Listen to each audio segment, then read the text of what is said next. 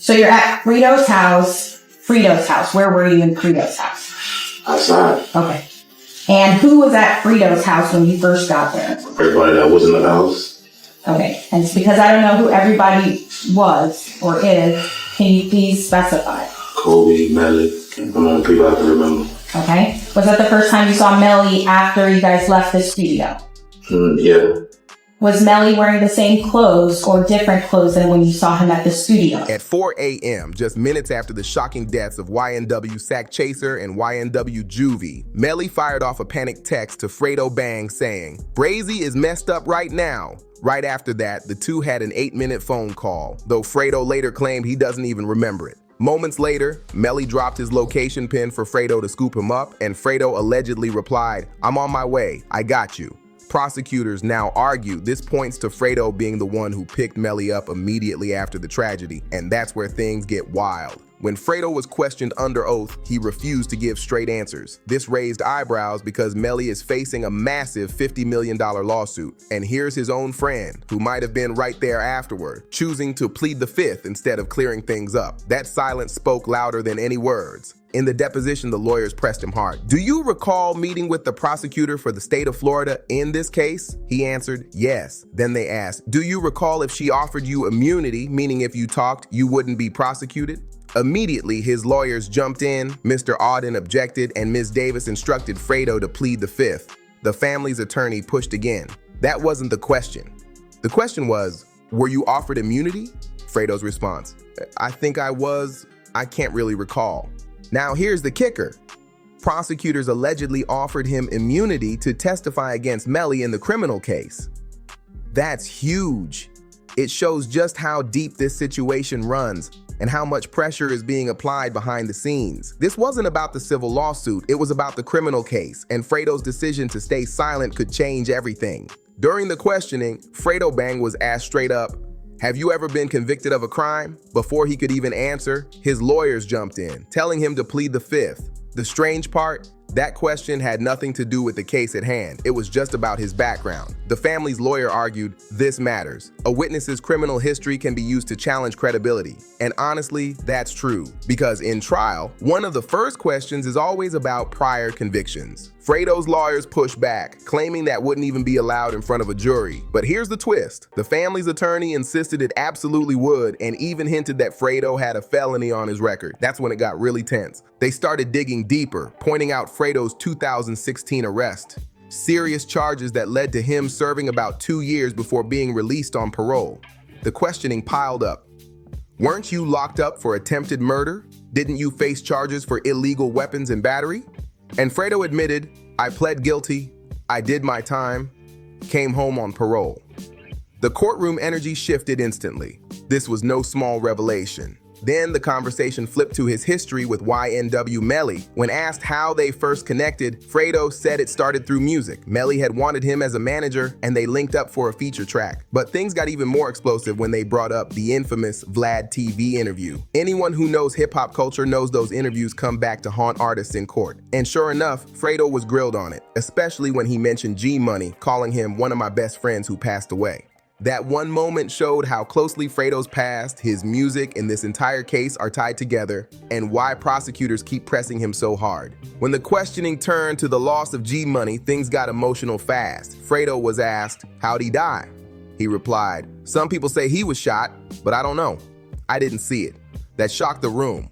How could he not know the exact details about his own best friend's passing? They pressed further. "Was anyone arrested?" Fredo answered, "No." Then came the tough question. "How mad are you over that situation?" Fredo admitted, "I'm real mad." But when asked if the killer being arrested would make him feel any better, Fredo stood firm. "No, I don't wish jail on nobody." Even when pushed about whether he'd feel that way toward the person responsible for his best friend, Fredo doubled down.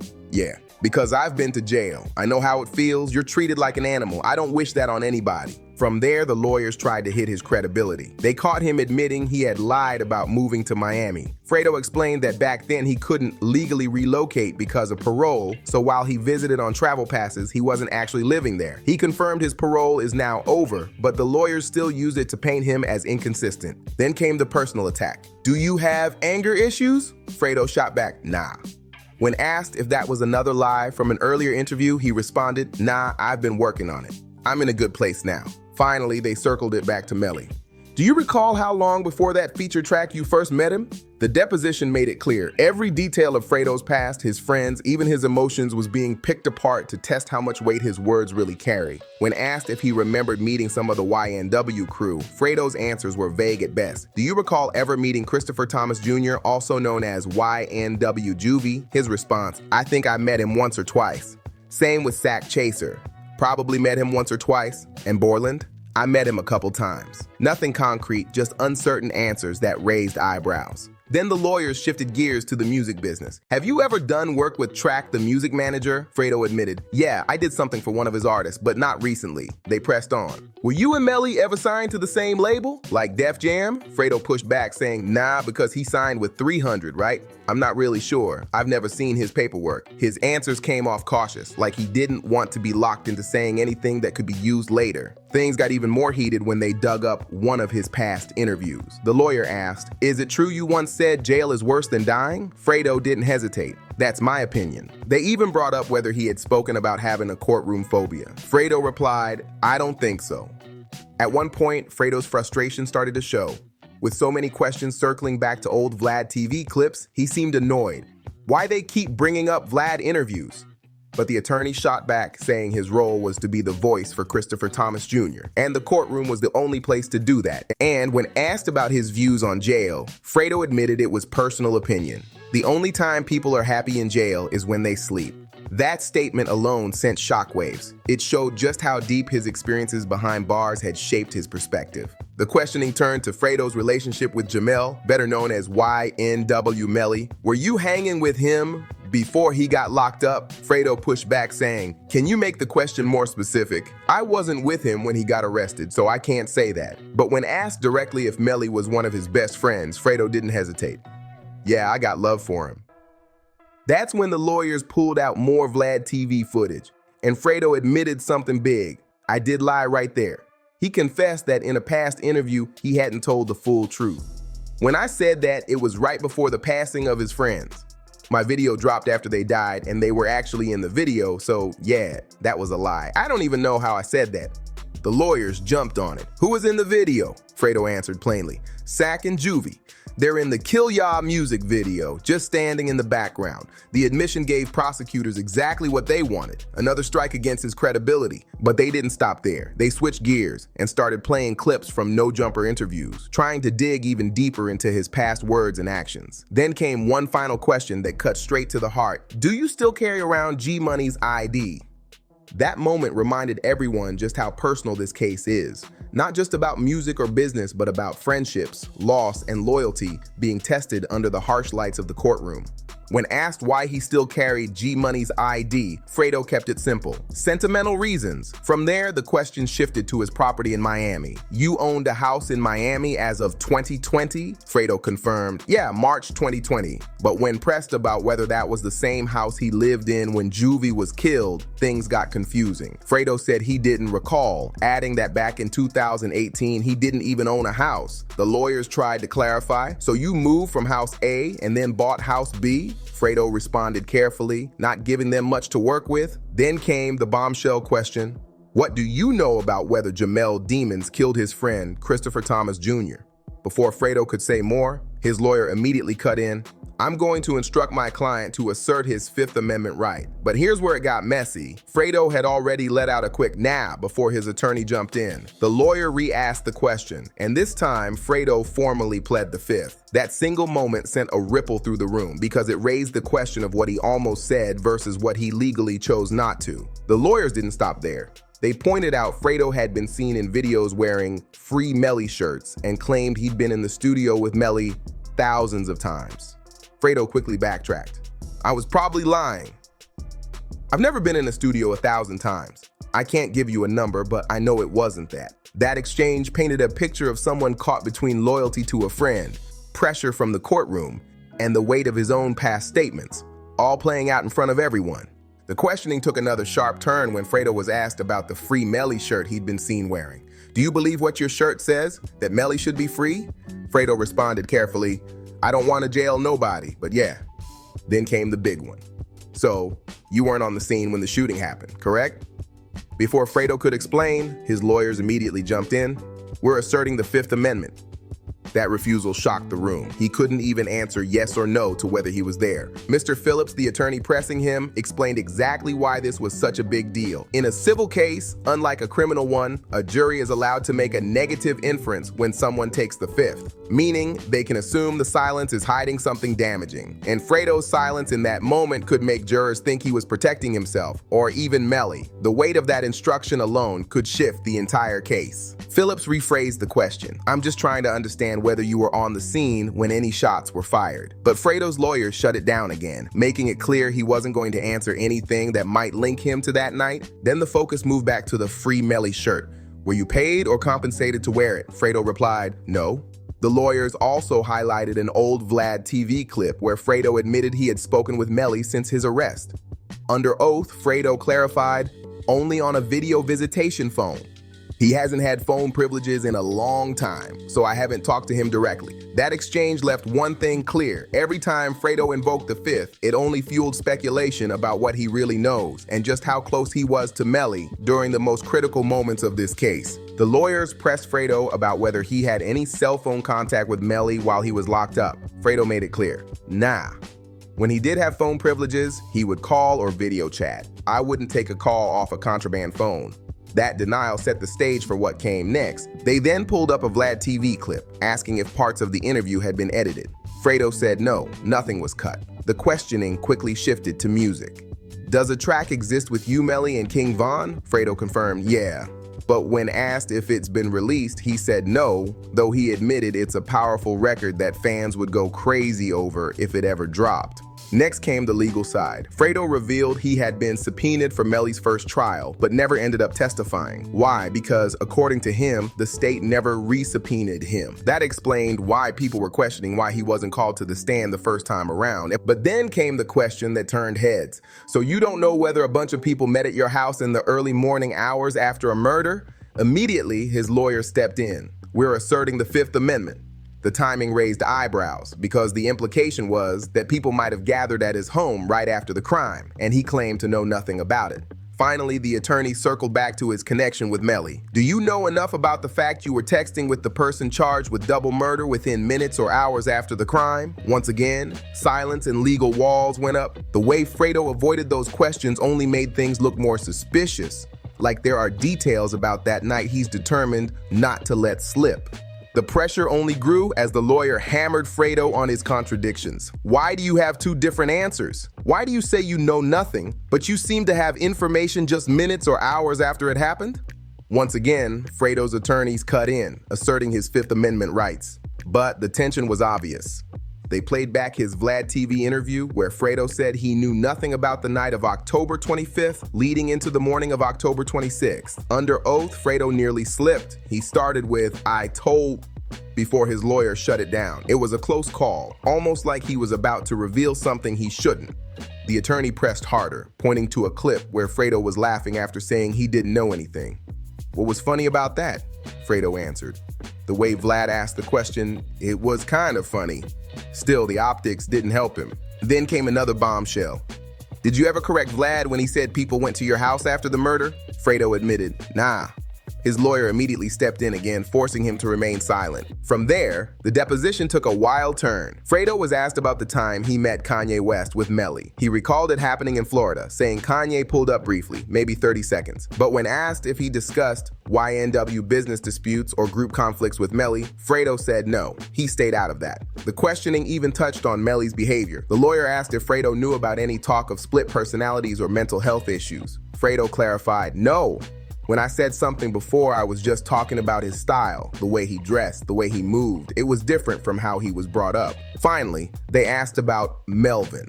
Do you know who Melvin is? Fredo hesitated. The attorney clarified, we've got Jamel, we've got Melly, and we've got Melvin. Were you aware that Jamel sometimes went by the name or character Melvin? The implication was clear. They were digging into the multiple personas tied to Melly's identity, and Fredo was being cornered to acknowledge just how much he knew. When asked about Melly's different names, Fredo brushed it off. I think he just called himself different things, just like all of us had different nicknames. But Then the lawyers brought up some of Melly's lyrics. In one track, he raps, "Don't want to talk, the feds probably got my digits." They pressed Fredo. Was that about a wiretap? He explained it simply. It just means he didn't want to talk because conversations could be heard. It had nothing to do with this case. But the lawyers didn't let up. They pointed out that in past interviews, especially with Vlad, Fredo had insisted he knew nothing about what happened and that his name should be kept out of it. When asked under oath if that was true, Fredo admitted, "Yeah, I probably told Vlad that, and that's true." Yet before he could expand, his lawyer quickly cut in, "We're asserting the Fifth Amendment." The courtroom tension grew as they asked whether glorifying violence in music was tied to Melly's case. 4 separate times, Fredo pled the Fifth instead of answering directly. Then the attorney zeroed in on another lyric. In the first verse, you say, "Free my Melvin." Does that refer to Jamel, aka Melly? Once again, Fredo's lawyer instructed him to remain silent. The prosecutor, Christine Bradley, had previously argued that Melly's music contained heavy references to gangs, but when asked directly if he was affiliated with any gang, Fredo answered firmly, no. Finally, they asked about visuals in one of his music videos, pointing to a repeated red bandana. Fredo confirmed it was there, but made sure to clarify, "That is not mine." Each exchange showed how the lawyers kept tying music, lyrics, and imagery back to the case, and how Fredo, caught between honesty and loyalty, leaned on silence whenever things got too close to the edge. At one point, the lawyers even questioned props in Fredo's music video. They pointed to what looked like a machete, but Fredo shut that down fast. "That's not mine." If you restart the video, you'll probably see somebody else holding it. Then they noticed a hand sign flashing the letter B. Fredo brushed it off, saying it might have just been the first letter of someone's name, but everyone in the room knew what that symbol usually represents. From there, the focus shifted back to the morning of October 26th. Prosecutors pressed Fredo on whether Melly had been at his house and whether he gave him clothes to change into. Fredo first said he didn't recall, but the moment the questioning got specific about clothes, his lawyers immediately jumped in and asserted his rights. The investigators also pulled up digital evidence, noting that Melly's phone had connected to Fredo's Wi-Fi twice that morning, once at 8:47 a.m. and again at 12:27 p.m. When asked to confirm, Fredo once again stayed silent under his Fifth Amendment protection. Then came a list of names. Did Mariah Hamilton visit your house that day? Fredo said he didn't remember. What about her mother, Felicia Holmes? He claimed he didn't know her. They kept going. Jimmy King, Adrian Davis, Dontavius Withers, Trayvon Glass? Fredo's response was the same each time. Don't know who that is. But when they asked about Borland, someone more connected to the circle, Fredo admitted knowing him, but still said he couldn't recall if he came by.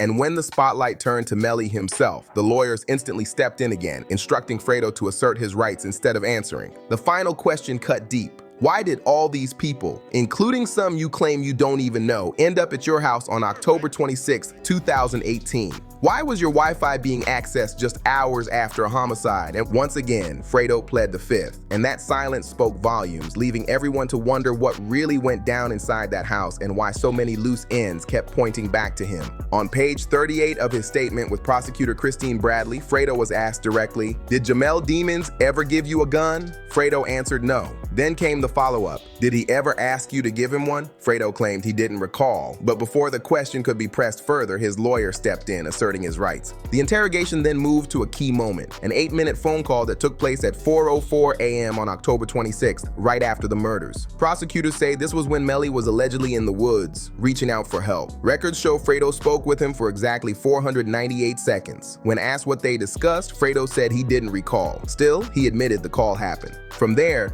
the questions got sharper. Did you see Melly on FaceTime when you picked him up that morning? Fredo claimed he couldn't remember.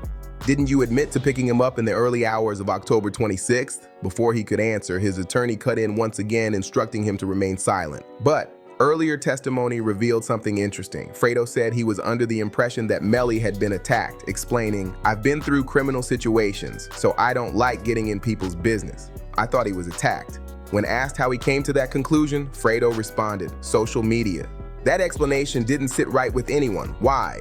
Because evidence already suggested Fredo had been directly involved in helping Melly after the incident. In fact, Jameson Francois told police that Fredo was at the house on October 26, right in the middle of it all. So while Fredo claimed his knowledge came from social media, the paper trail and witness statements painted a much different picture, one that prosecutors are still trying to piece together. The final part of Fredo's deposition hit the most intense questions yet. The lawyers pointed directly to his phone records. You received a text message and a pin drop from Jamel Demons at 4:45 a.m., correct? Before Fredo could respond, his lawyer cut in, "We're asserting the Fifth Amendment." Just minutes later, at 4:49 a.m., another message showed Melly allegedly sending his location to be picked up. Prosecutors said Fredo even replied, "I'm on the way, I got you."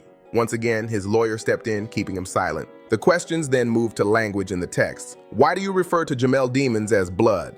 The attorney pressed the point, arguing that Melly had also communicated with alleged gang members. Fredo's team, however, asserted his rights again, refusing to let him answer. They pushed further. Do you recall Mr. Demons sending a message saying, "Brazy as right now blood"? Fredo's response, another silence under the fifth. The lawyer asked if anyone had borrowed Fredo's phone that morning, especially since Melly's phone was reportedly lost after the murders. But again, the answer was locked behind legal protection.